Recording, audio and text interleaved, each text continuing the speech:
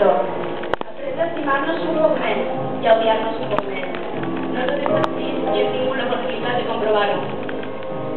I quart, les butxaques plenes de cançons s'omplien a poc els projectes, sospitant que el final, tot i que distant, s'apropava. L'última etapa de l'homo eso, com algun professor de filosofia va dir, creent en la que vam créixer i de la que ens vam haver de separar en acabar el curs o fins i tot el rang.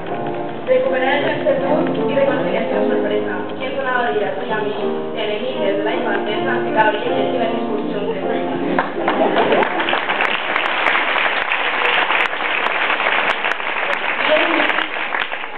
Vies bicis d'agenda que revolucionaven la classe i alegries que es convertien en una sola, el viatge a Praga. Desconeguts que aconseguien fer cantar un autobús sencer, hores de son per recuperar i maletes plenes de bons records. Els tres van arribar en un bon moment, amb la capacitat de diferenciar els tirs de les portades.